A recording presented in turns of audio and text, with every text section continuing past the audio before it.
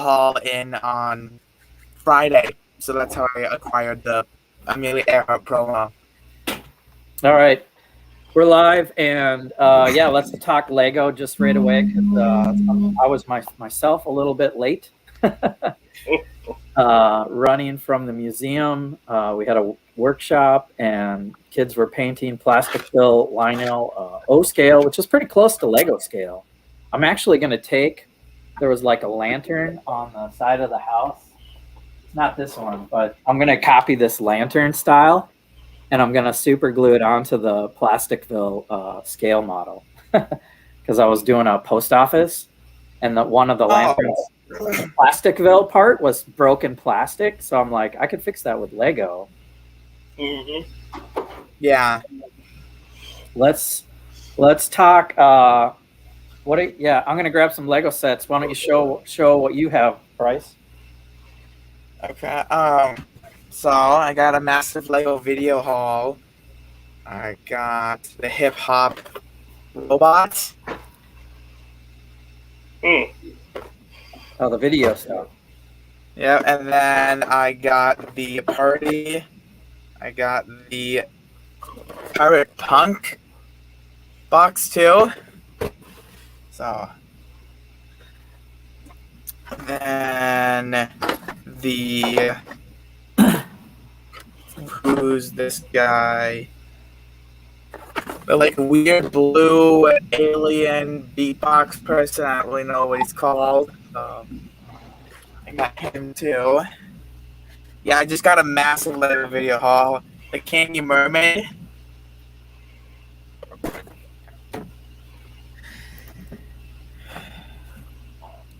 The Unicorn DJ. And then, of course, I also got the llama. So that's how I was able to acquire this promo. Oh, okay. Spent a lot of money on Lego video. Yeah, I spent $100 too, and just got a shipment since we're sharing Lego. I was waiting on Ghost Rider. Okay. Got the Carnage and Ghost Rider Spidey set just recently, and to get me up to 100, I got Venomosaurus with the. I have that set too. I have that set too. I Spider-Man. just haven't opened it yet. So. Spider-Ham. So with that, I got.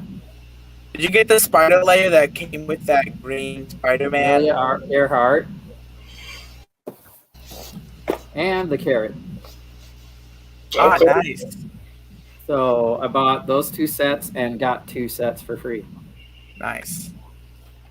Do you have the spider layer one that comes with the green Spider-Man? I don't have the spider. Yeah, I'm waiting for the next deal. I don't have that one yet. Same here. Well, I am going to build this Minecraft set number 21167, the trading post. I'm not really into Lego Minecraft that much, but this is probably like my second or third Minecraft set, and I need to do something with these. So I'm just going to build it. I'll just keep the minifigures. That's probably Cool. what I'll do. Brick Huntress is in the chat today. I think she's taking it easy from the video, but she's building video with her kids. So she's got nice. got the robot blocks and a few of the bandmates. I was able to trade. Bandmates too. I was able to trade some bandmates away and complete my collection, so I have all 12. I got a spare bandmate too that I still need to trade with someone. What you gonna do with them? Right. I made a couple videos. I used the app. That got old quick, didn't it? Yeah, it got old quick on my phone because it crashed a lot. So I got to get a better phone, and then maybe it'll be faster. I put a mock behind it. So I did the Winter Soldier thing behind like a dance party thing and posted it just to like have at least some of my original content in the background of this video. and then it took a while to share it too. So I'm not too happy with the upload time, but it's there. Yeah, I made a couple Lego videos myself, and my app keeps crashing sometimes, but I was able to get 2 Lego videos. What's up, Doc? Hey, are we ready? Hey, Doc. Hello there. Are we ready to bash the shows? Yeah. Spoil the crap out of them. If you didn't see it, too bad. Definitely, if you did not watch Snyder Cut, I'm going to bash it, actually. I think some people liked it, but... It was good. I love the Snyder Cut. I did too. I didn't really like it. So... I mean, I watched the original before the Snyder Cut, and the Snyder Cut was definitely better than the original. Yeah. I watched the original about 2 weeks ago, so I refreshed it in my mind. It seemed solid for a Justice League general audience show. But yeah, I mean, I'll let you guys talk about the Snyder Cut. 4 hours. I mean, I did it in one sitting. It was okay. It was okay. I paused it and then came back. It felt like it played like a TV show, like a miniseries, more than it did like a 4-hour long movie. Yeah. It felt like, the chapters help break it up and everything. I mean, there were a few odd moments here and there, but it was a definite improvement.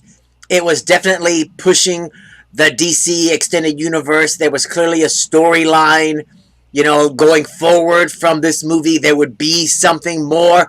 Whereas the Joss Whedon version, it came and it went, and it's leaving, no real big splash on the DC universe. It's kind of like, okay, whatever. True. Whereas this is like, okay, I mean, I felt like in this movie, the Flashpoint happened as well. The whole Flashpoint, I mean, he did it. He reversed time to save everybody. And that's why at the end, Superman, when he opened up his shirt, was still wearing the black suit.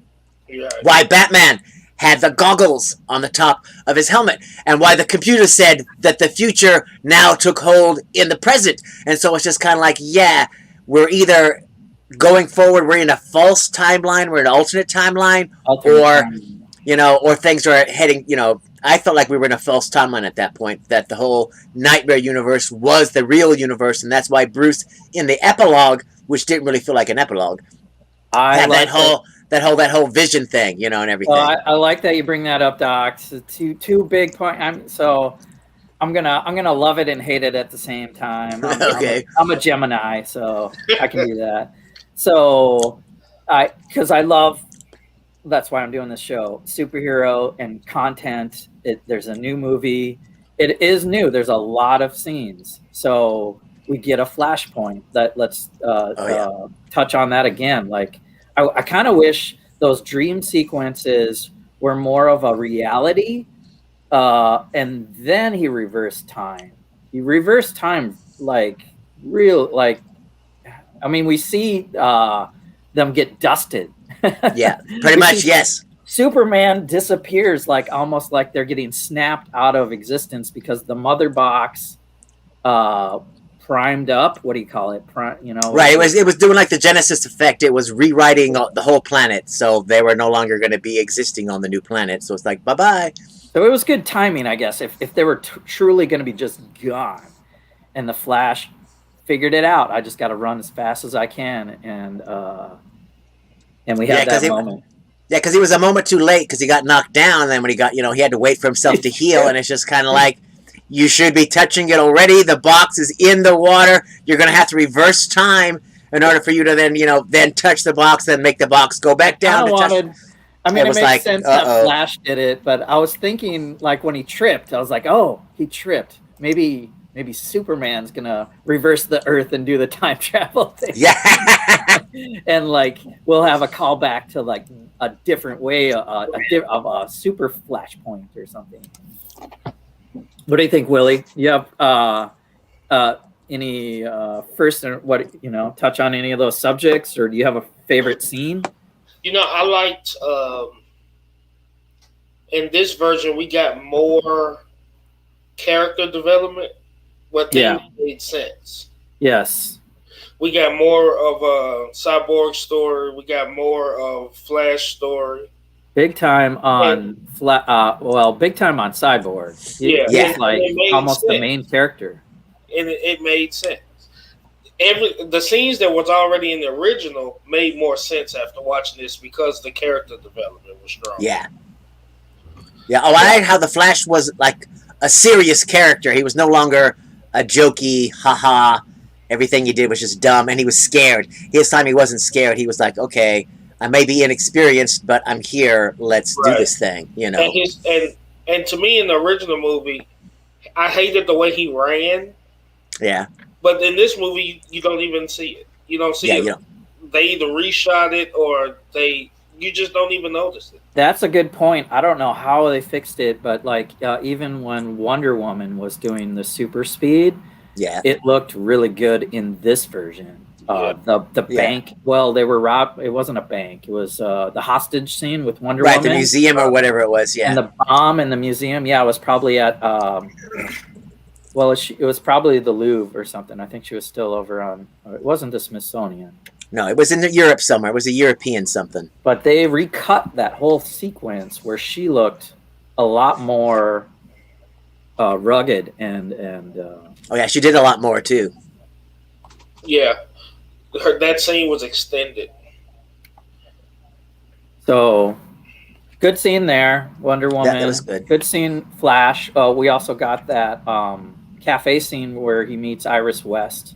Yeah. And they have a moment, and then he saves her life. And I kind of like the way they showed that speed. Like, he just wanders around in slow motion, changing little things, grabs a hot dog for later to feed the little doggies, and kind of protects her. Like, it made sense that he had to slowly like change her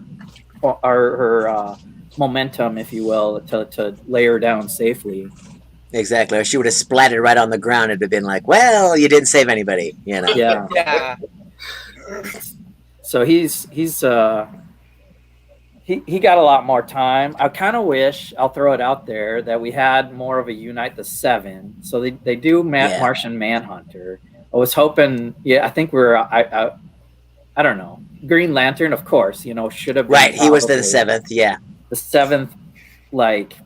Right, well, just like the Martian Manhunter, I was like, why are you masquerading as Martha talking to Lois Lane? And then, as soon as she closes the door, you transform into the Martian Manhunter, which is kind of like the pizza guy comes up and is like, what the? It's just like, what is going? Okay, whatever. Maybe he's got telepathy and he knew nobody was around or whatever. But I'm like, what about the nosy neighbor? It's just like, what are you doing? Whatever. He didn't need to change to the Martian Manhunter. He could have just changed back to the General. Yes, exactly. Yeah. But being Martha, what was the point? To go tell Lois to go back to work?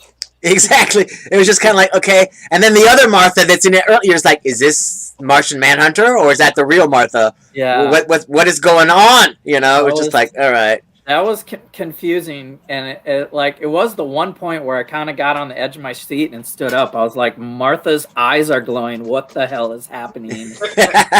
Now I'm interested. What? And then I was like, oh yeah, Martian Manhunter. Oh, okay. And then that was the guy from the TV show too, wasn't it?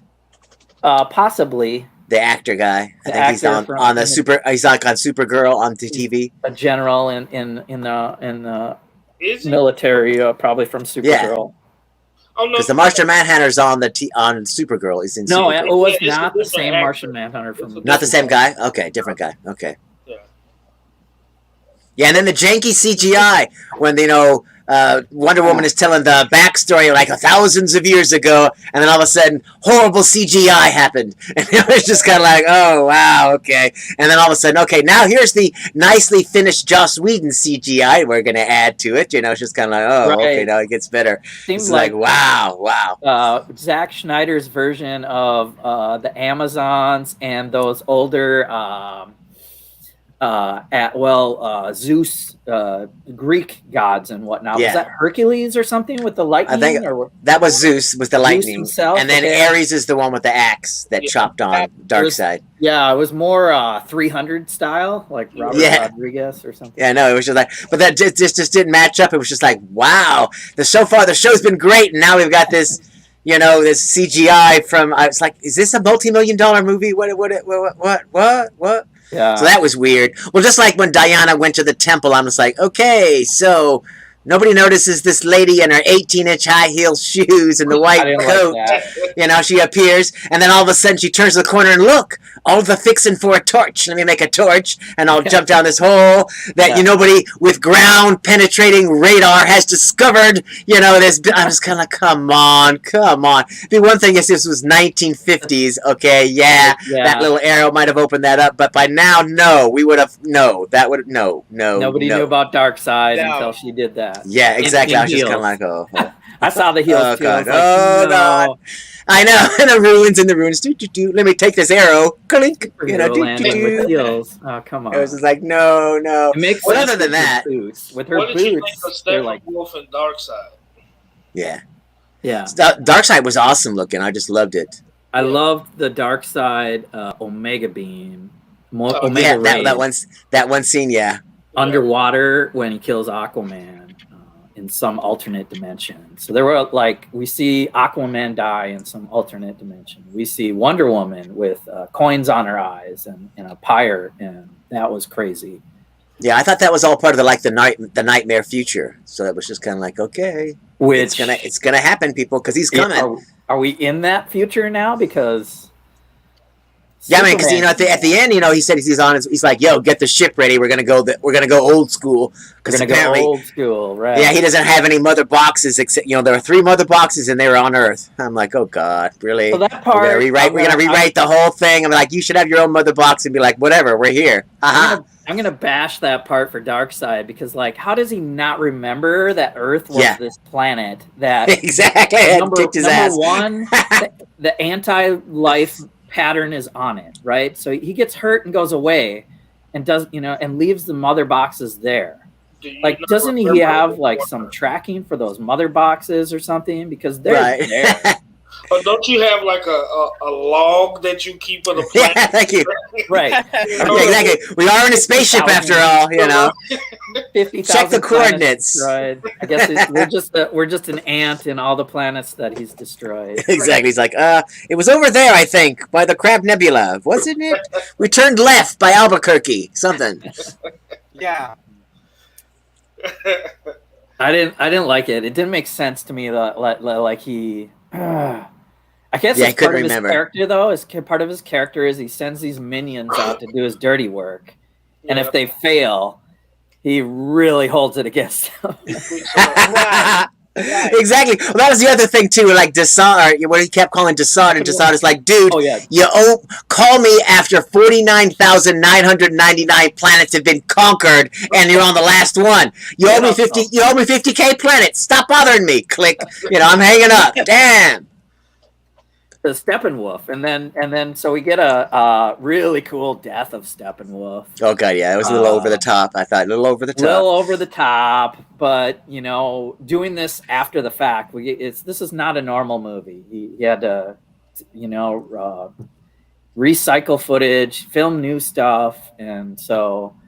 Yeah, I felt like it was like one director cutting off the head of the other director, and bing, boom. That's how I feel. That's how I feel about your version of this movie. Boom. But Josh Whedon and Steppenwolf. Exactly. This is my question. Steps on it. This is my question for you guys. If we had got his movie instead of the other movie, would we have gotten this movie? Not this long, I don't think. We might have gotten one that was 2 hours something, but I don't think it would have went 4 hours. Because supposedly he was supposed to do a 2-parter. Oh, well then, yeah, I'd say yeah. But I wonder, now that he's had time, did the new stuff come later? That's an interesting question. You know what I mean? Yeah. Did he add some stuff that he thought of later, or was all this stuff going to be in the original? He brought back some of the actors, Ben Affleck and stuff, to actually film new scenes. Yeah, you can tell the difference between, well, Fat Man, Batman when when Affleck is all on the drugs or whatever it was, and then when he's all skinny. Yeah. From so you can look at it, you're just kind of like, because at certain points you're just kind of like, well, what's the deal with Batman? All of a sudden, one minute he's all giant, and the next minute he's like skinny. It's just like, what? But at least they didn't have to like reshoot the no mustache. There was no mustache, no horrible mustache that had to be CGI'd off, I guess. Let's say so. There hi was to, that, Let's say hi to Brick Huntress in the chat. She's responding to some of your comments about the fat Affleck and.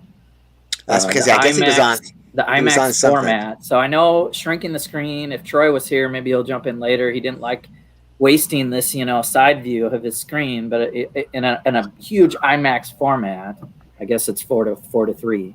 Oh, is that what it was? IMAX? I thought it was like for old school TV. I was like, well, this would fit on the old TV because the old TV was square like this. I'm like, okay. Yeah, no. Whatever. If you ever go to a big with the curved screen. So I think the curvature of the screen in the IMAX makes it wider. I don't know, but you thinking about WandaVision? Yeah, they did it in they did that there. Yeah, they did it. Right. What's up, Jude in the chat? Thanks for being here. Hey, dude. Jude's here. Brick Huntress is here. Thanks, panel, for being here. Willie, Doc, Bryce, Lego Train Guy. I know it's weird timing. I barely made it myself here. I was saying in the beginning of the stream, but we got the movie in, and let's see what else. Well, so I thought overall it was pretty good, but in the scheme of things, I'm just kind of like, where does it fit in the DC EU, or is it just like a one shot comic book over there on the side? You know what I mean? Restore the Snyderverse now.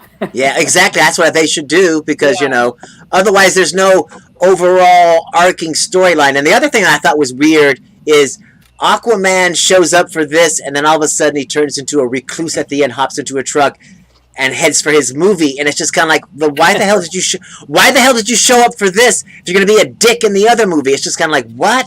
I thought it made no sense. It was just kind of like, okay, whatever. This just seemed like this should be after that movie and everything, but no. It's because they don't have a Kevin Feige over at DC. They need a Kevin Feige that's going to put it all together and tie it. Yeah, they needed to do Aquaman first and Flash. And then maybe Justice League. Yeah. So that was just like, it's like the new Batman movie takes us back. It's just kind of like, what is the DCEU doing? It's just kind of like this Batman movie doesn't do anything unless the next Justice League movie you use this guy from that Batman movie going forward. Otherwise, it's like, why are we going back to the past? Just like the Wonder Woman 1984 made no sense to me either. I'm just kind of like, that's not nice that it's continuing Wonder Woman's story from 1917, but she was in Justice League, so we don't need to go back to 1984. Yeah. It should be, it's just kind of like dumb, and they do dumb, that dumb, in the comics, though. They do that in the comics. They have Batman, and they have Detective Comics, and probably a couple other newer things, and then Superman and Action Comics, and they're like completely different timelines or multiverses stories. Yeah. That used to drive me crazy. There were 3 Superman titles. When you do that, you cause problems. Like, for every movie after 1984, if she don't fly, you have to think about her flying. Thank you. Yes. And she didn't fly in Justice League at all. Yep.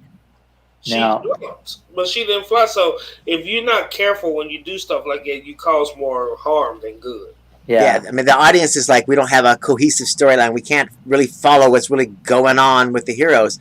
Or at least in the Marvel one movie leads to the next movie, so you're on for long for the ride. You're like, yeah, okay, this all makes sense in context to the last one. Whereas DC, it's like, it's all over everywhere. It's like, what the heck's going on? Yep, I agree. So So to sum up the movie, what would you grade it? 7 out of 10. 7 out of 10. It was really good, but there were flaws. It was flawed for sure. Flawed for sure. I think I will put it at like a 8.5. I'm gonna be the bad guy, and I'm just gonna say 5. 5. Oh. I didn't. I am going to Jesse, say it's better than that. Yeah, exactly. I didn't need to see it. I mean, I just wish it didn't happen. Really, I wish they would have stayed. Well, if Josh's Justice League didn't happen, and we got Schneiderverse right away, I would give it a better ranking. But like going back and having to like put a Band-Aid on top of a Band-Aid, it's just like ugly. Right. Well, just like if you thought everything that you saw in the Snyder cut, if it was all there, it's like, why did Whedon do what he did? It was just kind of like, why did you could have added your jokes and it could have still been the same damn movie. I just don't get why you reshot the whole thing, shortened it, and went, okay, we're just going to redo the villains and, I don't know, just take a crap on everything and be like, ta-da! Yeah. Well, welcome to the stream, Larry, where I'm crapping. Hey, everybody! On Justice League, and Doc is about a 7.5 on the ranking, and I'll definitely see it again. It was pretty good. Did you watch the 4-hour event? I did not because I don't have HBO Max. Okay. Until my wife said, "Yes, we do." I'm like, "But honey, can't figure it out."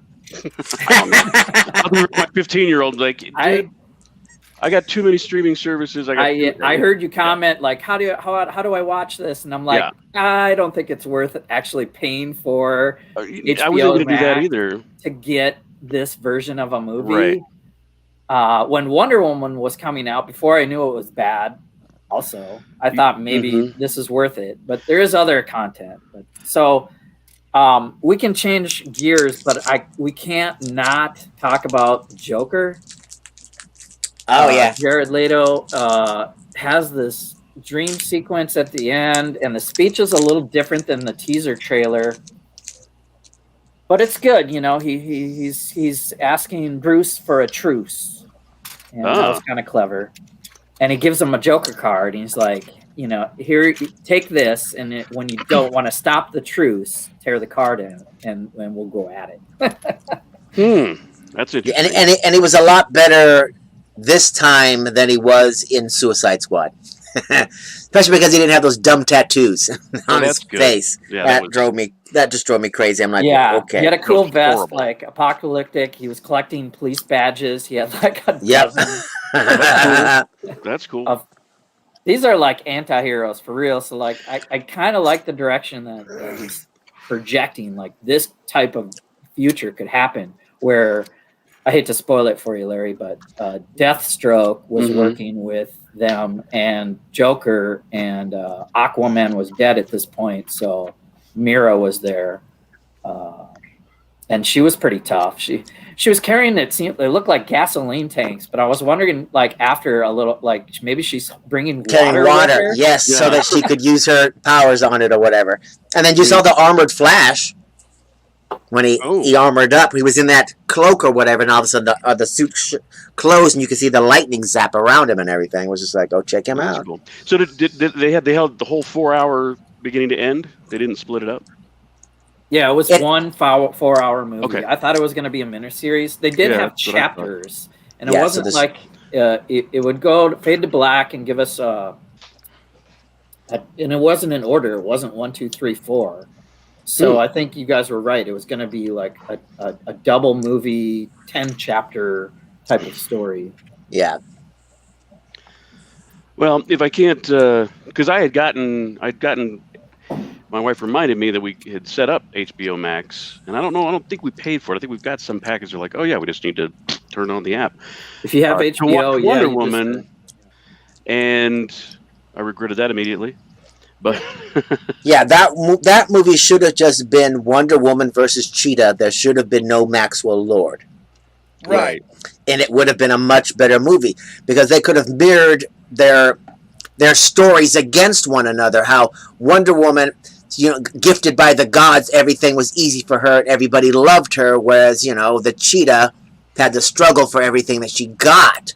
So they were becoming friends. And so, it just would have been a better chick flick too if the main villain would have been the girl versus girl instead of girl versus girl and this dude on the side that's screwing with the. It's just kind of like it was like, no, you guys ruined this movie, you know. And then the Pokemon ending, you know, it's like, oh well, you know, we'll love it to death, and that will be that, you know, that will do it. And it's just kind of, oh god. I was just floored how in today's day and age how bad the CGI was. Yeah, we've gotten so used to perfect CGI, and it was like. It was so bad when she was doing fast, like slowed down. Oh, it was so horrible. Yeah, I agree with that. So anyway, if I can figure out, you know, how to do it, otherwise my niece is like, yeah, because she was asking me about it. I've got her tuning into the show every once in a while.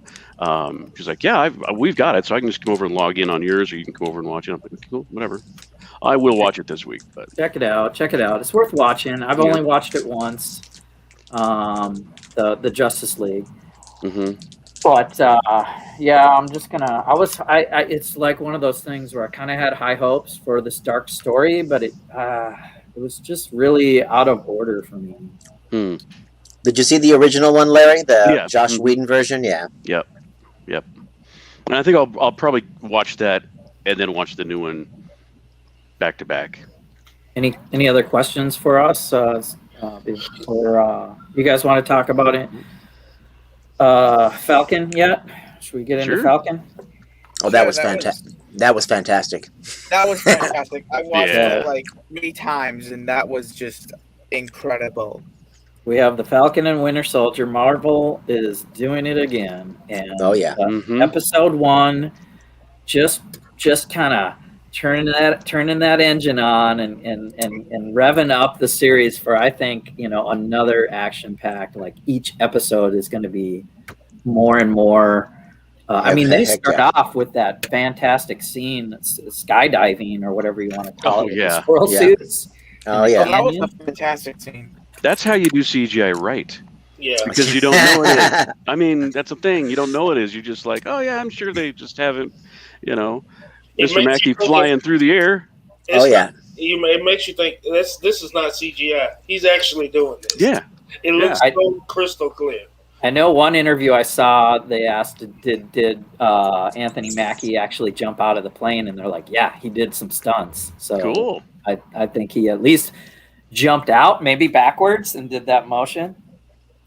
And then they did probably a lot of wire work for the squirrel suits. But holy cow, that was great. Yeah. Yeah, I mean, the best part about it is just like it. Unlike WandaVision, that you had to, you know, was like the first 3 boring episodes. This one, just right from the get-go, it's like, this is a superhero movie. Let's have some superhero action. You know, yes, thank boom, you, yes. And now we can get into their characters. It was like the first 15 minutes succinctly told you who the Falcon was and what the Falcon was doing, and they laid out what was going to happen in the next, you know, the whole 6 hours. In the first 15 minutes, what's going to happen with the Falcon, and then the next 10 minutes, you're with the broken, you know, the murder machine with the Winter Soldier. You know, and you see what his story arc is going to be, and everybody and their mother's going to be crying when he tells that old man. Oh, I know. You know, it's like, oh my God, we're all going to be like, oh, stop it, Bucky, no! You know, it's going to be horrible. But you know, and then after that kid, you know, the soldier kid or whatever, how he's woven through it and everything. It's like showing us who the bad guys are and everything else. And so it's like the show is just like a perfect first episode. Perfect. Yeah, let's back it up and try to talk it through the timeline. So Willie, let's give you a chance for an opinion. Can we talk about Red Wing? Oh, I like Red Wing. That was kind of cool. I didn't think about it until I was watching New Rockstars. That he's almost like an R2-D2 figure. Oh, that's almost like he's talking, and I mean, he's not talking, but he's understanding the. He chirped something like he gives him an order, and he was like, "Yep." Yeah, so I'm liking that part. So that was cool. It looked very functional and cohesive. Bringing him back, so he had a turbo boost when he got it back, and so we have Red Falcon, and we also have maybe a spoiler deep cut with Torres. In the comics, there's a new Falcon, and his name is Torres. Oh, really? and he takes over the mantle of Falcon, more biological. He mixes with the actual bird Red Falcon somehow, and gets a more of a Falcon look. And his name is Torres. Interesting. Okay. I mean, I wish there wasn't the Red Wing was an actual bird, and Falcon could communicate with birds like he can in the comic book, because he has a superpower.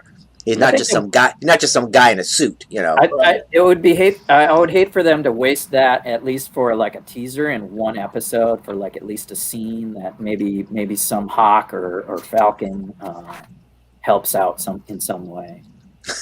Some pigeons, he shoos them away. He's like, not now, guys, not now.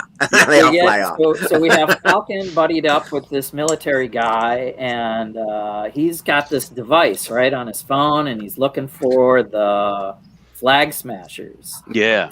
And I felt like that was an app that anybody could download, and you could go searching for the. It looked like very Pokemon augmented reality. Oh yeah, that's what I thought, because it was reused later. Yeah. Mm-hmm.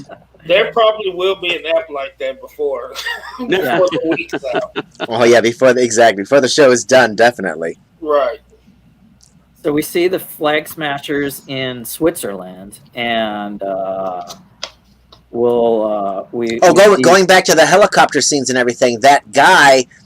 The one with the crew cut, the one that pretty much talked, the only one that was talking on the airplane other than the pilot that got killed.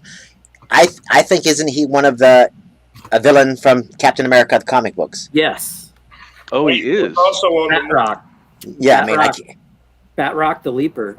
Yes, and then just like that other guy later on. There's like two villains from Cap's comic book. Yeah, he was on the movie when Nick Fury hired him. I think it was in the beginning of, Civil War? Yeah, I know he's been mentioned or seen on screen as picture or whatever in a dossier or some kind of a thing. But when Steve and Black Widow went on that boat, he was the leader of that group that was on that boat. He was. He was the guy with the... Well, I keep getting confused with Ajax from Deadpool, because it wasn't his thing to have axes, but he didn't have axes in Winter Soldier. Yeah, he was just fighting him, and he was just just fighting. Yeah. There's a comic villain. He wears kind of purple, a Batroc guy. I know, and they're part of this LAF terrorist group, and we don't know much about them, so we will find out more. So we have LAF and we have Flag Smashers for villains right now. We didn't get Zemo in this episode. No, I was having a hard time with those gliding guys flying in and out of the helicopters. Yeah, no, that was certainly cool, but not real. Down or sucked straight up into the road. Well, yeah, exactly. One moment we see Falcon almost get into the blades, and he made a move. That was cool. That was kind of cool. So yeah, it was action-y, but I liked it. Yeah, that was a fantastic sequence in the beginning of the movie on the border of Libya. Yeah, it's the Libyans, and they killed people. Like Ricochet killed the pilot, and people are dying like casualty. You know, what do you call it? Collateral damage. Collateral damage around these. Whoever Sam is trying to take over, I don't know. So,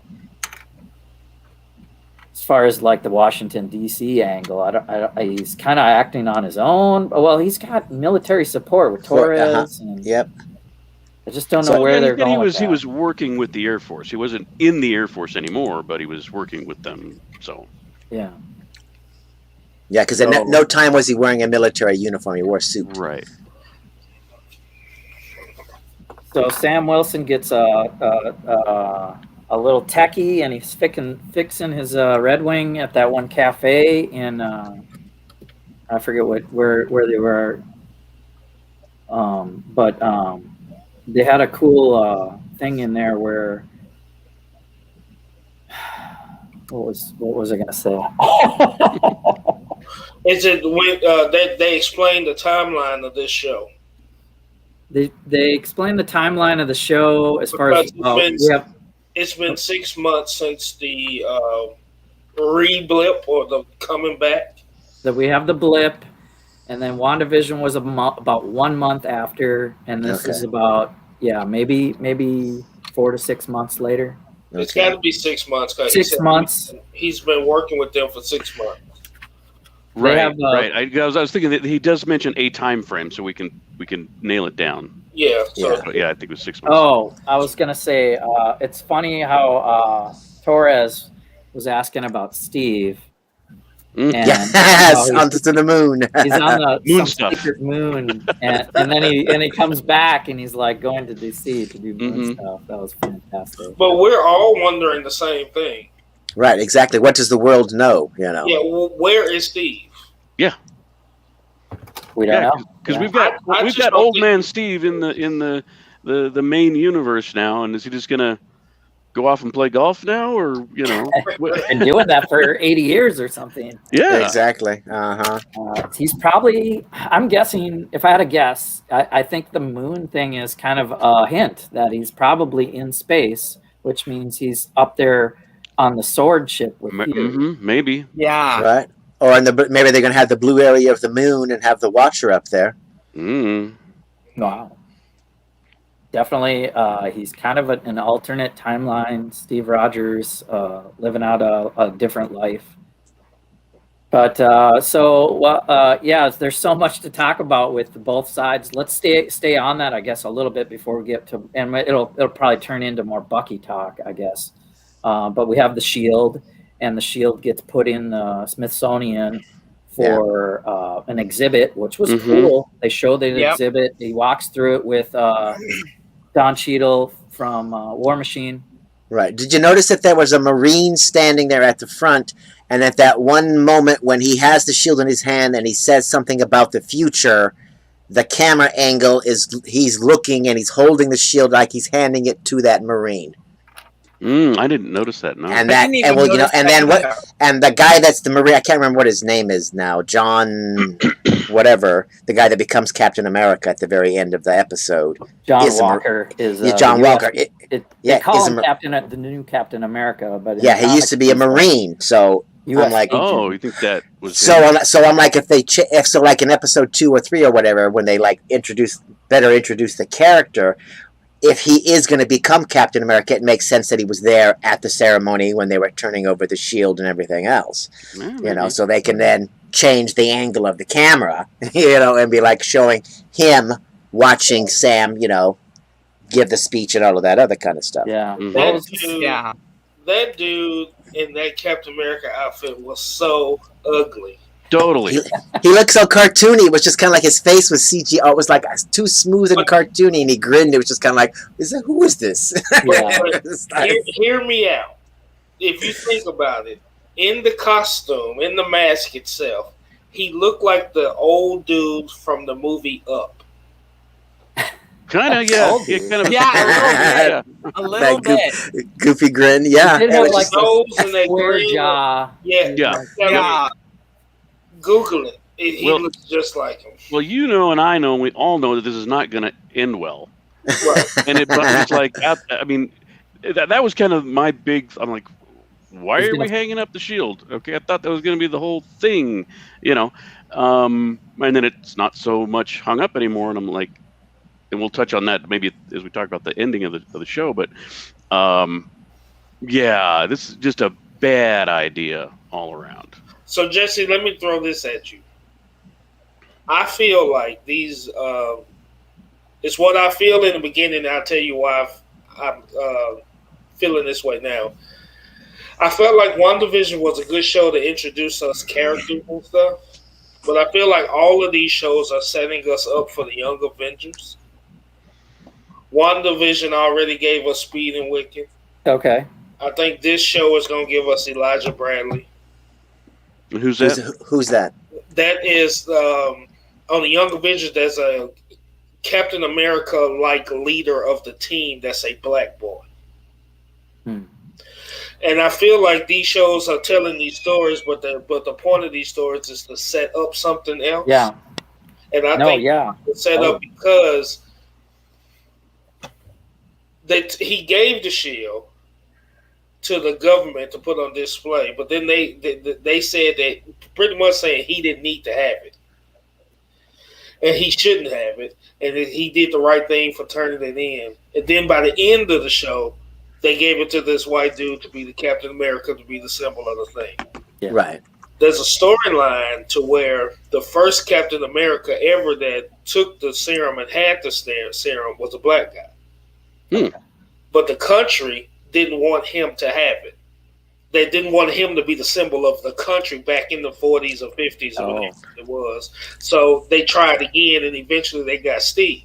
Right, because they were experimenting, right? So it worked. It worked out on this other black character that you're saying. Right, it worked on him first, so he became They still used him for like small missions and secret options. Same thing with we're gonna get Red Guardian, the Soviet Union, and Black Widow. Right. I think the Red Guardian is going to be a super soldier serum type of thing, and we'll. I mean, they're hinting at what the Flag Smashers are also serumed up. They've got some strength. Oh yeah, well you saw the guy jump out and just land like Captain America would, and punch the guy, and he flies across into the building. Poor Torres. They may not have perfected it, but they do have something. So I feel like, and the Black Captain America's grandson became part of the Young Avengers team. Oh, okay. So if they've already casted Carl Lumbly as somebody we don't know yet, if he's him, and they've taken this away from Sam, and then because to me they're paying a lot of attention to Sam's heritage and his family and his culture and all that stuff for some reason. I think in New Rockstars there's a theory, they said that they think they're trying to set him up to fail. Well, the government. I feel that at the end of the series or the movie or whatever you want to call it, that the Falcon will become Captain America, but he won't use the shield, because the shield, like he said at the beginning, the shield belongs to Steve Rogers as Captain America. He's the Falcon. He can still be Captain America, but he doesn't need the shield. He can be red, white, and blue in his Falcon thingy, and because we saw we saw the wings form a shield. It's like the round shield belongs to Steve Rogers. Right. Put it back in the museum. Right. We have Captain America. The mantle was handed to him by Steve Rogers. Steve hand-picked him. It doesn't matter what the government wants. And we as Americans, we as the movie-going audience, we know who Captain America is. It's the Falcon. We all know it. So if they make anybody else the Falcon, they're going to have a lot of angry people on their hands. It's just going to be like no, this is not no, exactly. It's like, we know who it is. Just stop it. I think he's gonna, I think he's going to use it because we've already seen scenes of him training. Oh yeah, he's going to practice with it. Yeah. And in the comic books, he did have it as part of his suit for a while. Yeah, he carried it on his back, but he still flew around. He's going to try. I think he's going to try to use it, but I think it's going to come to a low point, and then he's going to get it back some kind of way, and then by the end, he's going to just have it, and he's going to accept it. Now, I don't know if he's going to be Captain America for movies to come, but at least he's going to accept the fact that Steve gave it to him. Yeah, that he has that job. Even if he doesn't have the name, he has the job. I like the deep cut that you brought up, Willie, with a potential black Captain America, and maybe we can explore how the MCU would flip that. Yeah. And we have Sam's sister Sarah and his two nephews getting quite a bit of time with story in this first episode with the boat and the Wilson family seafood. Yeah. And the kids get some time. Hey, we're going to play video games. Oh, yeah. Well, just like when they went looking for the loan. So it's just kind of like, okay, this is going to be part of his story. Yeah. All of this. So they're and I think the Disney Plus shows are going to do these deep character dives and hopefully give us more information, but not flip the universe upside down. So, because they want people from the universe of the movies to understand the movies without going to these shows, but they might be changing that angle as I think they're becoming very popular. Yeah. Right. Well, also as we go into the future and more movies end up streaming at the same time that they're in the theater, so now if you have Disney Plus, you can it will like recommend all of this stuff to you, saying, "Hey, before you watch the new Captain Marvel, you know, you should check these things out." You know, kind of a deal. So it was great to see, especially that angle from the bank loan, refusing an Avenger because he has no income from 5 years that he got blipped, which kind of I mean, take the Avenger part out. Half the world is back from the blip, and they have no people are like refusing them job history and stuff because they've been gone. That's I know. crazy. It's like, just imagine though, like interest on something or whatever, or what kind of legal recourse would you have, or how much would you have to prove that you weren't dead because they foreclosed on you, or you know, millions of other things. Like, hey, you missed 5 years worth of payments. So exactly, or getting your money back from your bank account, or or anything else that they were like, no, that went to your heirs and they spent it all. It's just kind of like, what? When the snap happened, are all the insurance companies paying for half of the people that are gone now? There's no way they could do that. I mean, the insurance industry would just topple. So what did they do? And then my mind just goes crazy thinking about what if that really happened. So let's stay on the topic of the blip and the 5 year difference, and go back to the Flag Smashers, because they are basically pro one world government, if you will, because during the blip, the governments were falling apart and the human race had to kind of come together.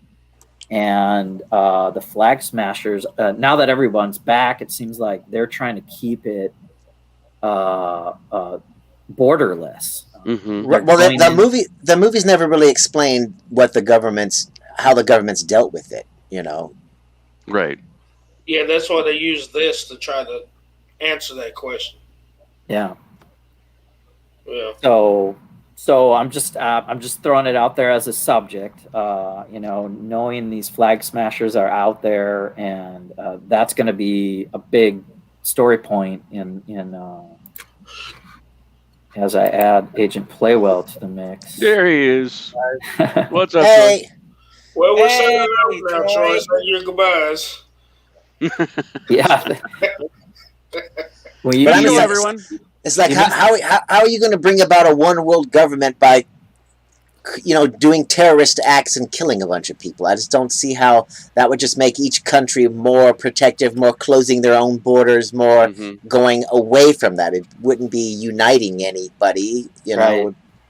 Just seems like a dumb idea. I don't have the answer, but that's what they're doing. They're called the Flag Smashers. They're smashing down symbols of countries, and their symbol is the hand with the world imprint on the palm of it. It's very interesting. You got the whole world in your hand. And who's their leader? Is it Zemo? Who's their leader? Right. I almost feel like Zemo's he's just the puppet master in the background and puppet mastering all of these groups, and he's not really, the face of any of them. Agent Playwell.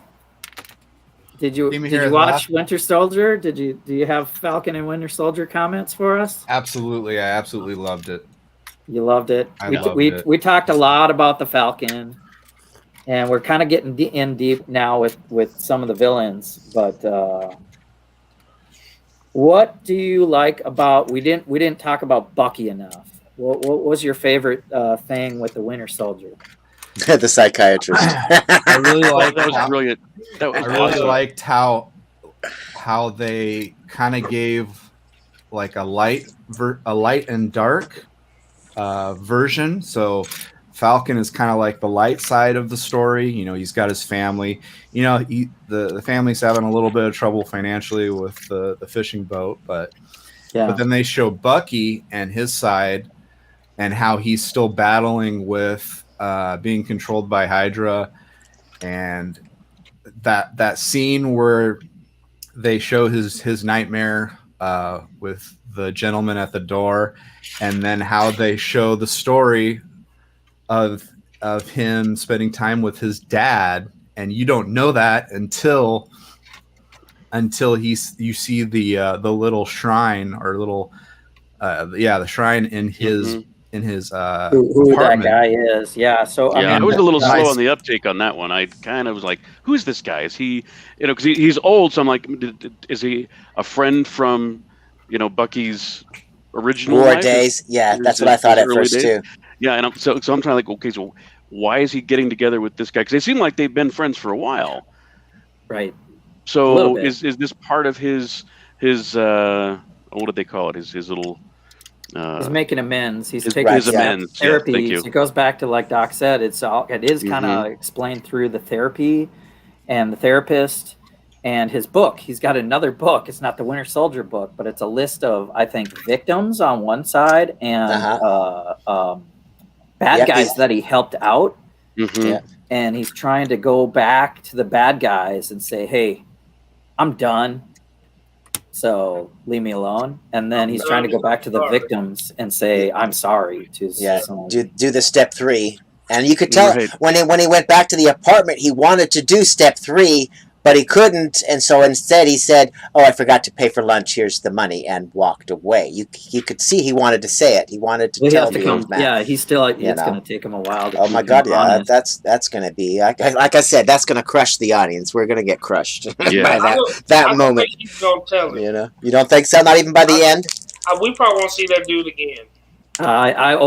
We spent so much time, and then he went on that date.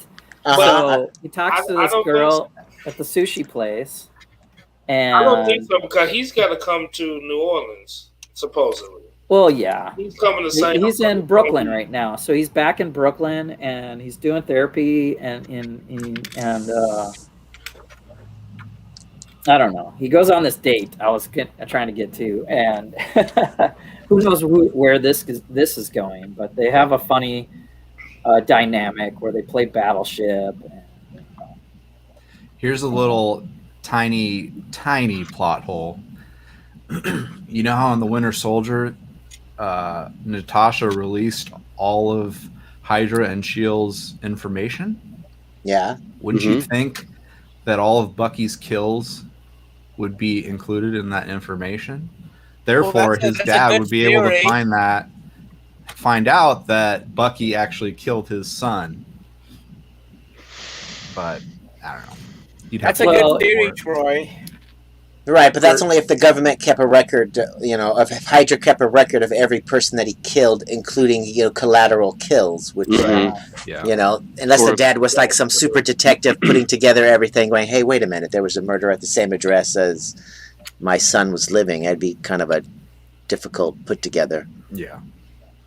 That's right. No, in Civil War, Zemo had to decode it, so you'd have to decode it, I guess. So I don't think. Well, plus it'd be like any kind of like giant government dump. It was like that Mueller report. Nobody read that damn thing. It was 50 bazillion pages. This Hydra dump got to be like, my God, it's volumes and volumes. Nobody's reading that crap.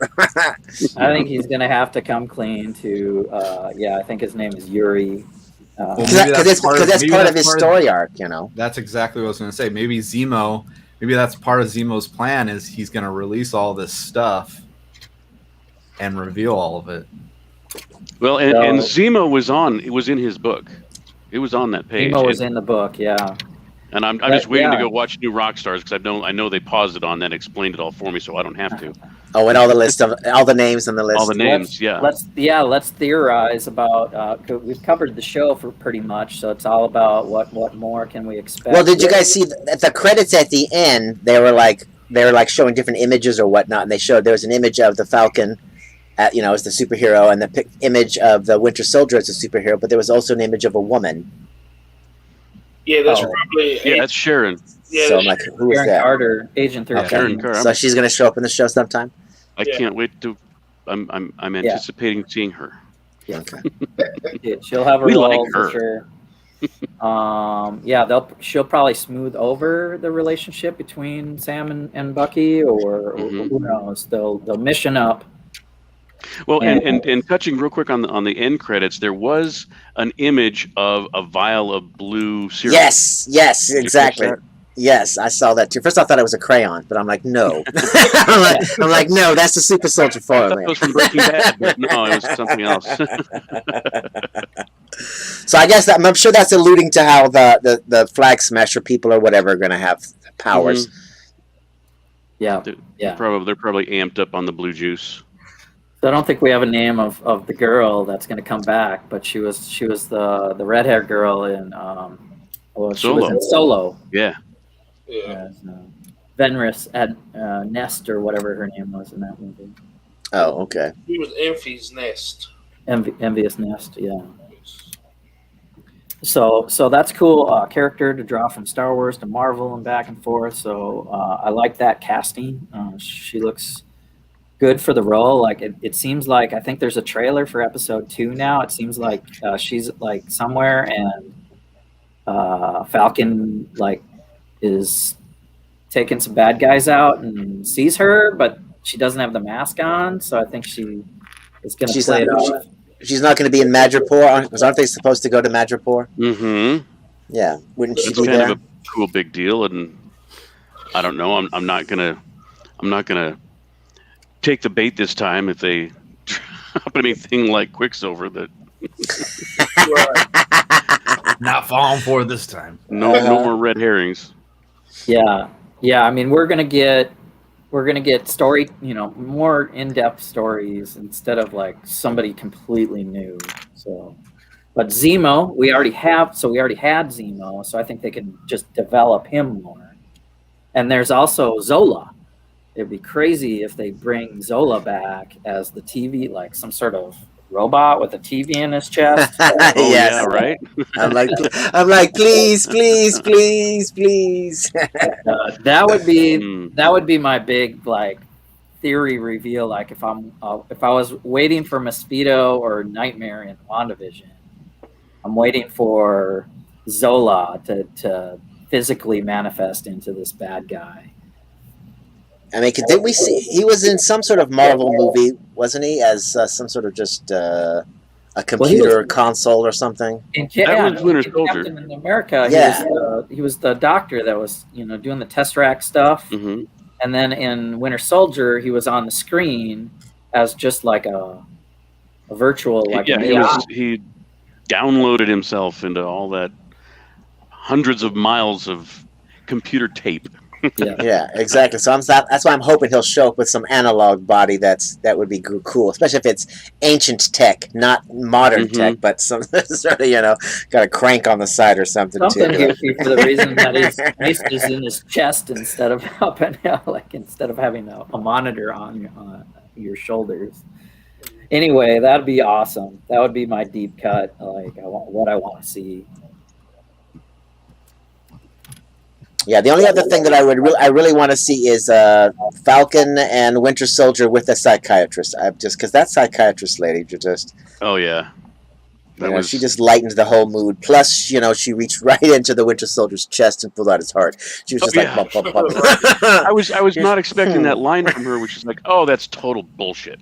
I'm like, I thought you're a therapist. You're like telling him, no, he can't have peace. No, he's a soldier. He's got to go be a soldier. That's what he does. I'm like, wow, that came out of left field. I did not expect that. And then she reveals that, she had been a soldier. It's like, she has military background. So if anyone would know, it's you. So yeah, we'll see more of that from the teasers. That'll be awesome. So going forward in the comic books, does he take on a different hero? I mean, he becomes Captain America for a little while and is a bad Captain America just because he does bad things. But does he take on a different hero name or whatever, or is he always just called the Winter Soldier after?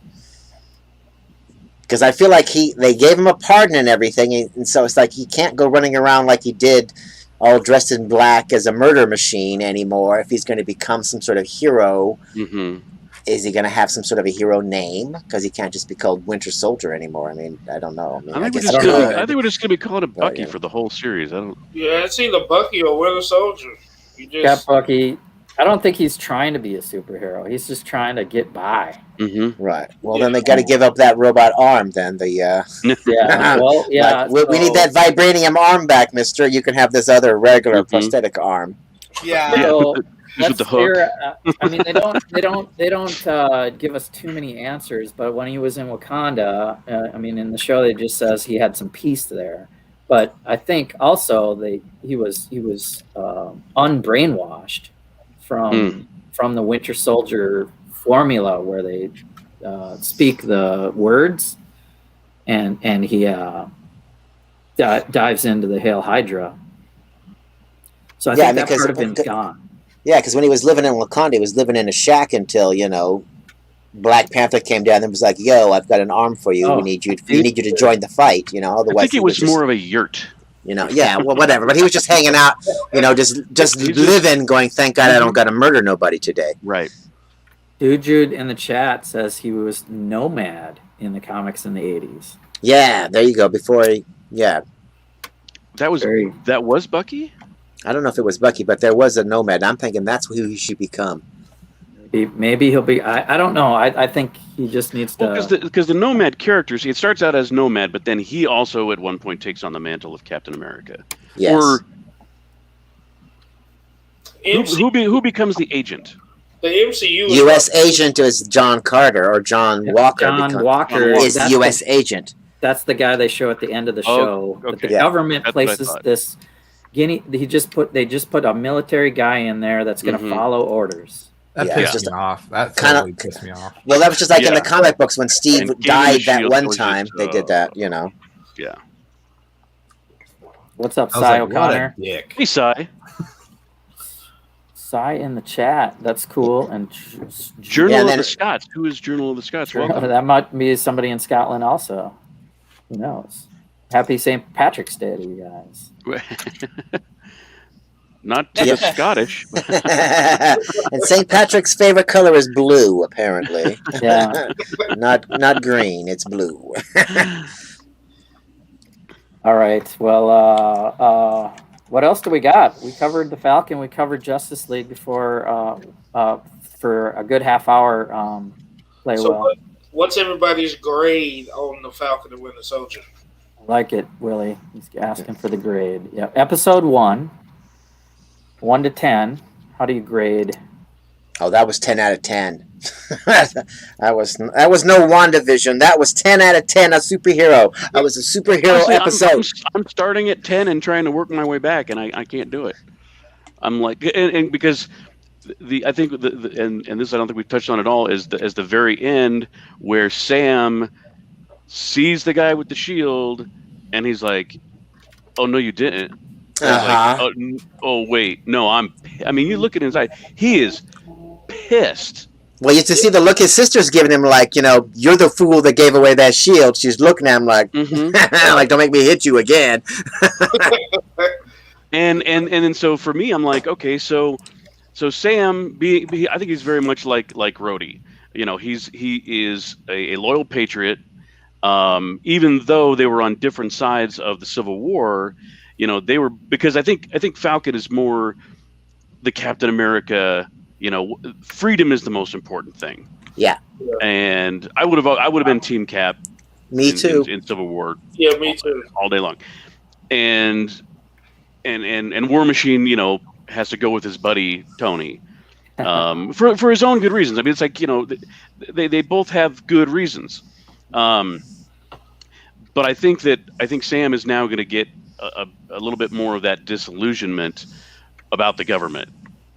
Because he's pissed. He basically trusted the government. He's like, we're going to put this in the Smithsonian. This is a museum piece now. That chapter is closed. That story is done. But no, they pull it out and give it to some schmuck, and Well, it's like during the episode when they were going for the loan. I mean, the Falcon said, "I don't play with these white people," and so it's basically the same. It's the same thing. I almost feel like that's why that guy, when he's takes the shield from him, tells Sam, "You made the right choice because America's not ready for a blackface." As Captain America is what the show is saying, and what the government is saying is why they gave us John Walker.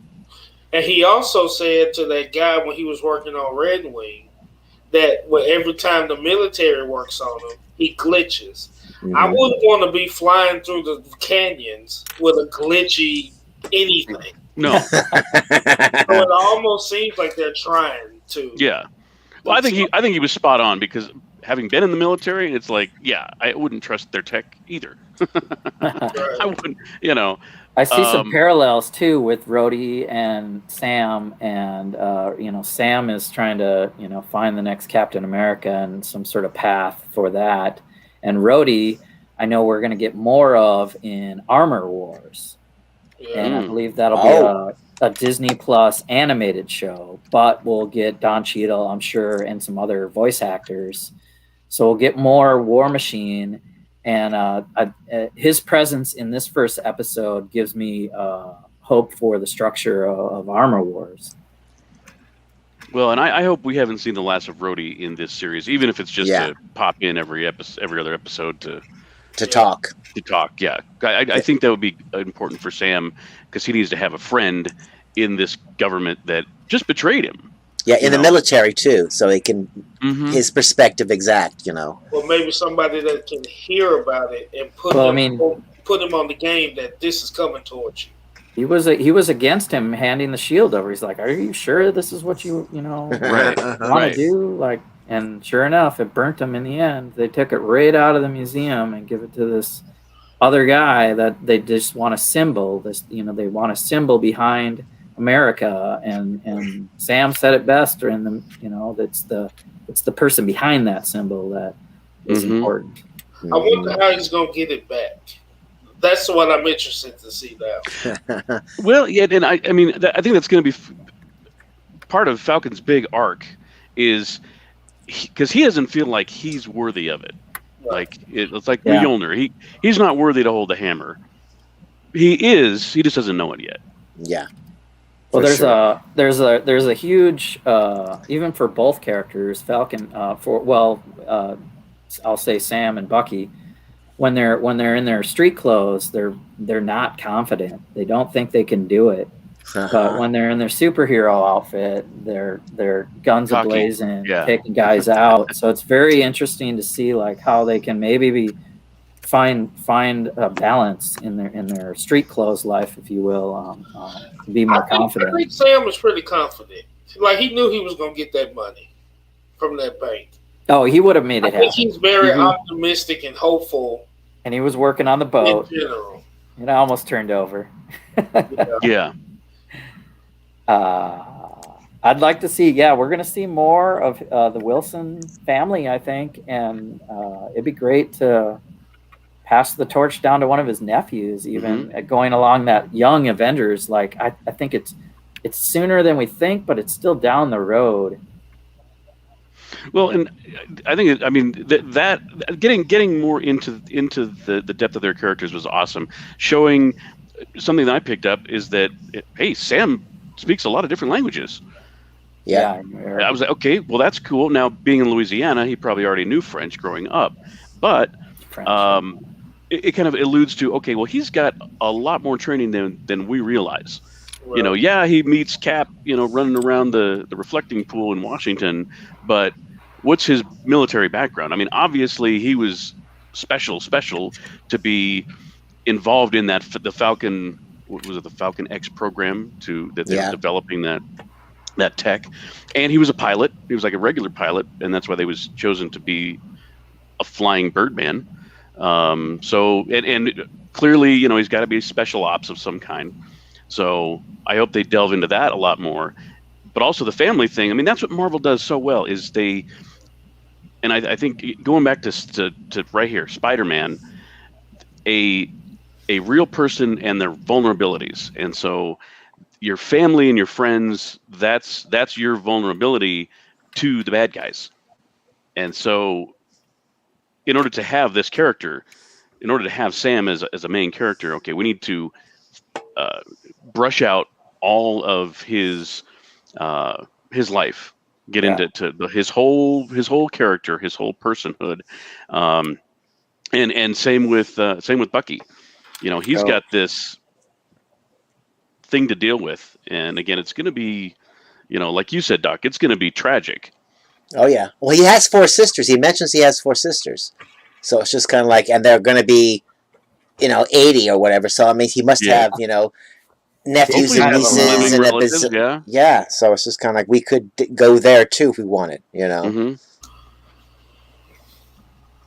But yeah, I don't think that they spent that much time with that old man for us not at least to circle back to him, or at one point have him push Bucky one way or the other by forgiving him or not.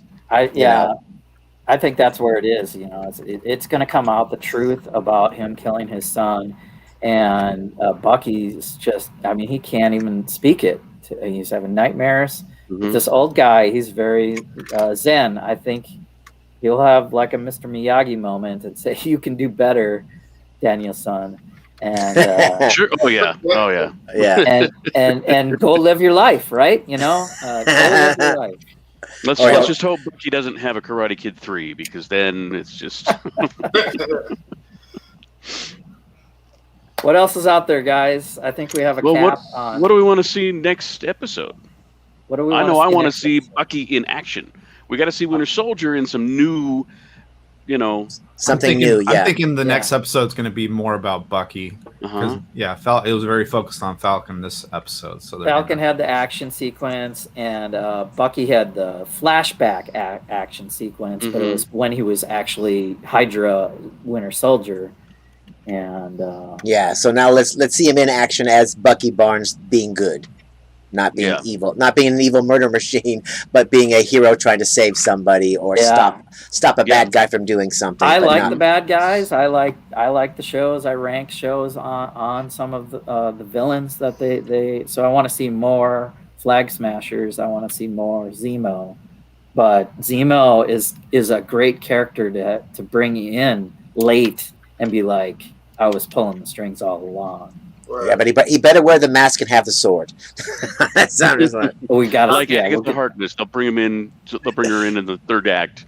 We'll get the mask and there's so we don't have end credits sequence. So I like to spoil the show and tell people like you got to stay. I don't think we'll see one again for maybe half the episodes, and as far as previews and end credits, but we do have the symbols and stuff as the credits are rolling. So there's definitely some Easter eggs in there. I think the next episode it's going to be whatever's going to happen is going to be what brings them together as the Buddy team. Probably. Figure out more or less if you've seen the previews and they're like attacking this truck. I wonder if they're moving Zemo. And these Flag Smashers are trying to break him out. Ooh, maybe. That's good. I like that. Yeah, there you go. And then they team up to stop them from breaking them out or something. I can't figure out what is going. Since they didn't start out together, I can't figure out what's going to bring them together. So Zemo could have been in prison, and he could have even been the mastermind promoting Flag Smashers somehow from prison. Yeah, and then is getting broken out by that company in the next episode or two. That would be awesome. Do you remember the last lines we heard Zemo speak? Well, he was going to shoot himself. No. Yeah. After that, I think it was a post-credit scene. So he's in the containment thing that Bucky was in. Oh, right. And you've got the guy from Lord of the Rings. You've got Bilbo telling him, hey, try something. Come on, let's, And he's like, now you're not where, or what do you think of where you ended up? And he's like, yeah. Am I supposed to be here? He's like, or am I? And he gives the sly smile, and Bilbo's kind of like, oh shit, what don't I know? Because it was really intricate that he made that whole plot line of the fake Bucky to get Bucky in, just to interrogate him, to do whatever. and now he's in prison. And it's like, maybe that was his plan all along. So I think, there's got to be some kind of a prison break or an escape, one or the other. I'm thinking that's going to have to happen sooner rather than later. Yeah. I think that I don't think Sam's going to get reunited with the Shield until I'm gonna roll the dice and say episode 4.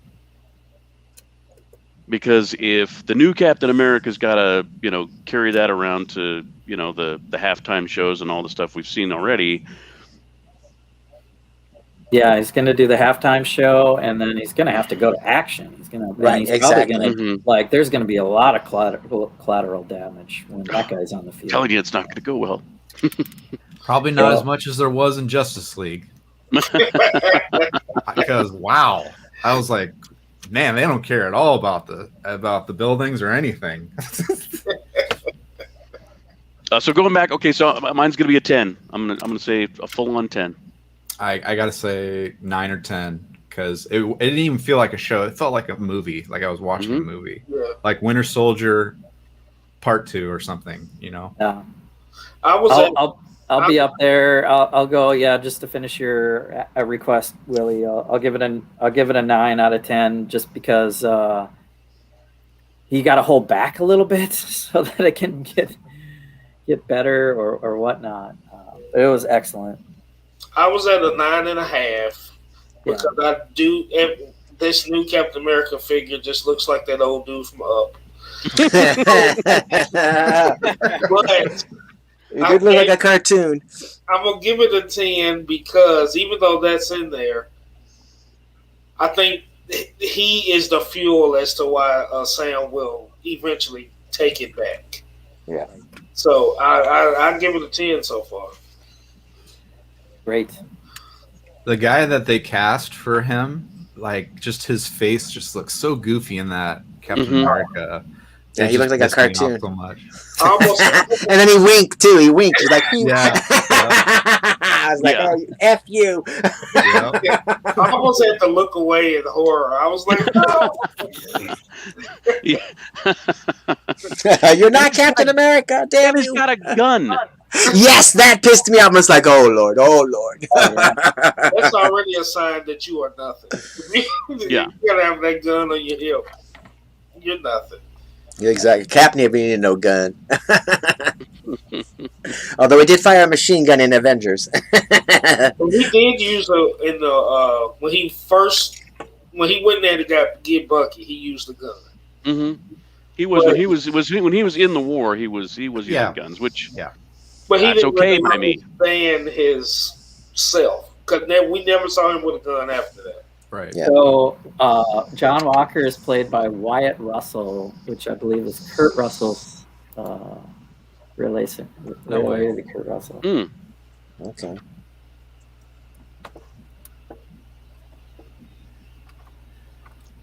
And Superman and Lois was okay. I am liking the show. I'm liking that it's a long format show. It's not 6 episodes or whatever. It's going to be 15 or 16 episodes. A nice normal CW show. Yeah, taking its time. They're evil Kryptonians. Looks like it's going to be good. What about the Flash? Nobody's talking about the Flash. I love that show. The Flash was good this week, I think. What happened? A Wells came back. Yeah.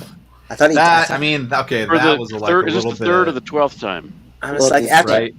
after that overblown funeral, he came back. It's like, stop giving him an overblown funeral if you're just going to bring another version back. I'm just like, pretend like it happened. We don't need to spend any dialogue on it. Damn.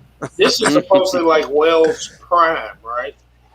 Yeah, Wells Prime. The original. Yeah, this is all the primes into one. I mean, all the Wells into one to make the first one.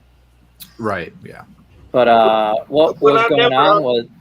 What I never understand about the Wells is the first Wells was Reverse Flash in disguise. Right. Yeah. So the first Wells technically didn't know anything about Barry now. Yeah. So is this Reverse Flash Wells or this the original Wells? Yes, the original before he became whoever the Reverse Flash guy was. Yeah, the one that never met anybody. Okay. But let's have this, the memories of the other one. So he at least okay. this Right. was wasn't Barry Allen like, in the beginning of the show? He was all emotionalist. And he was speed thinking. Yeah, he got from the artificial Speed Force, and then the Yeah. fight with where Frost takes the what's it called? I can't remember. I always forget the name of it. Velocity X. Velocity X, and that fight that was awesome. I loved that. I know, Where she super had the fast speed- and ice powers. Yeah. Yeah, that was sick. I liked But you knew Barry was going to be. I was like, he's turning into a robot. People, he's going to make the crazy choice. I'm just amazed that Iris didn't just punch him when he pulled her through the portal. You bastard! And just punched him. You left our two friends back there to die.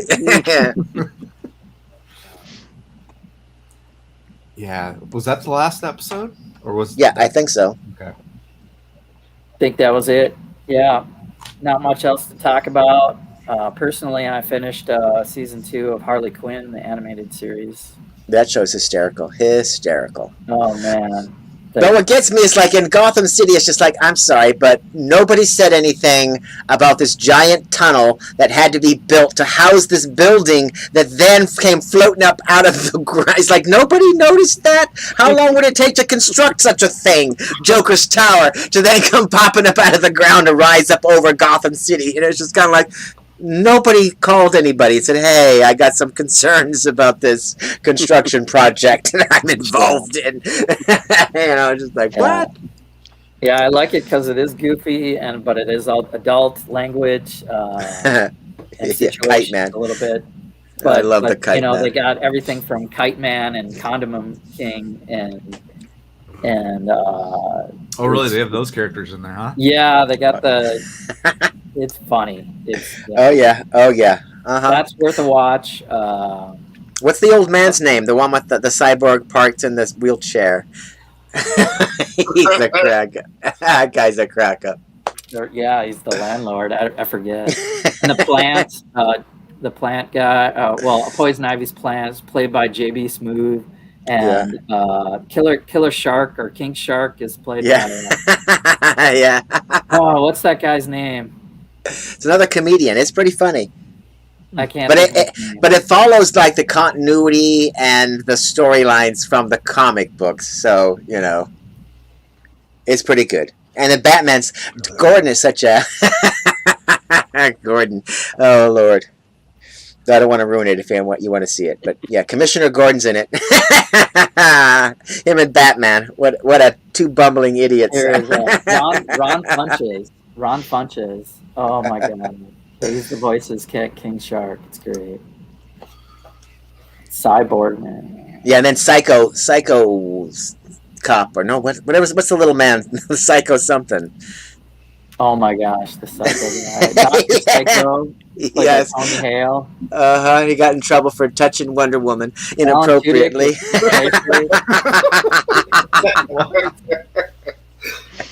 He said the word that shall not be worded. The word that should not be said. He called Wonder Woman that word. So he's all kinds of bad. Yeah, wasn't he married to Giant Woman or something too?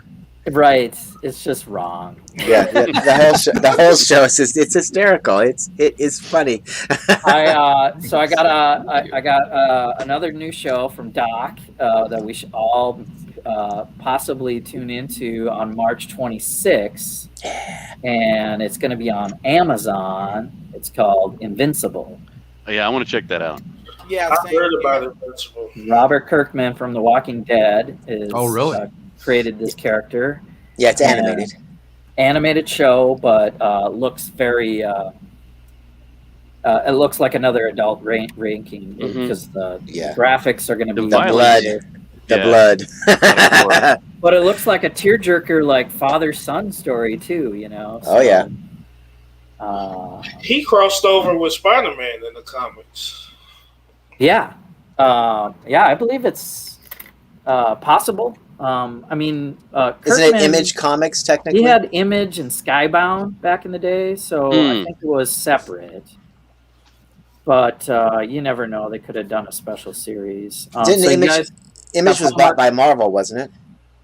Image was bought by one of the big companies, and their characters were folded into the universe. Well, Image, that was wasn't that Todd McFarlane's company? Yeah. He Well, he took created all. he created Youngblood and Well, Spawn Yeah. and all of those, because Yeah, it was and like he five took creators. Leafield and yeah. Yeah. right. Well, he took McFarlane over to do Spawn and But the Wildcats got pulled into one of the regular universes, into Marvel or DC. I can't remember. I don't remember Wildcats which were one. awesome. Yeah. Mhm. Yeah. Jim Lee. Oh yeah, Jim Lee is awesome. He's running DC now, isn't he? I think so. Yeah, he's running one of them. Because he did a lot of the Silver Surfer comics back in the day, as I recall. And We got to meet him and talk to him at Comic-Con. It was pretty cool. I went to San Diego Comic-Con '91, I think it was. Oh, and you could still walk around.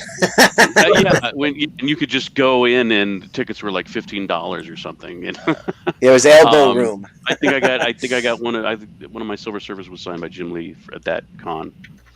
Cool. Just for nothing, by the way. I didn't have to pay for it. Yeah. That just Wow. We would normally do 2 cons a year. We do New York and we do ICC in Chicago. Not ICC, NYC E2 in Chicago. And man, I loved them. I hate COVID. no, right? Yeah, we'll get back there.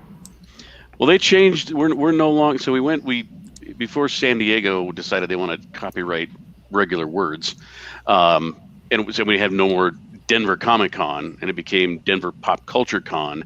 Well, this because of COVID, basically taking out 2 cons, they've now merged with another company, and they're called something else now. But it's some kind of now a pop culture, or it's just some kind of a X-Con, I think it's called now, just X-Con. And maybe someday they'll put together something. I don't know. We have a Comic-Con LA here, and they're putting it on right now. Wow.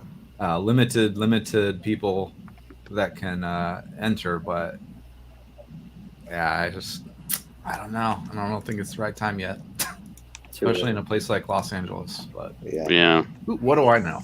Oh, it's afternoon. I gotta go. Thank you for inviting me, Jesse. It was good to talk to all of y'all. Hope to see y'all next weekend. See you, Bye-bye. Later. We're gonna sign off then. I just wanted to give y'all a homework assignment for that Invincible show. Okay, that's on Doc. Prime, you said? It's on Amazon Prime. It's gonna have Sandra Oh, J.K. Simmons, Stephen Yeun again from Walking Dead, Zazie Beetz, Mark Hamill's in it. Really? Seth boy. Rogen. Mark Hamill? Yes, we're talking about voice actors for an animated show. So that right there is like, I'm in. Let's check it out. When does it come out? Friday. Next the Friday. 26th. Friday. Okay. So we have 2 Friday shows to watch and a couple of days to get caught up and talk about it again on Sunday. We'll do Invincible and Falcon and Winter Soldier episode 2 for our main 2 topics. And if you have more, feel free to share it in our private group chat. Otherwise, thanks to the panel. Willie, thanks for being here. Bryce, thanks for bringing some Lego and got us started. Larry, as always, legendary content. Troy, thanks for coming in. We need to talk with Mel and Kate and do more of our collaboration talk. But good show. We had a little bit of chat. Thanks to Dude Jude, if you're still hanging in, and Cy O'Connor and Brick Huntress, and a couple more. Otherwise, take care. Be creative. We're gonna end it with Excelsior today. It's a Nice. superhero show. I just love saying that at the end.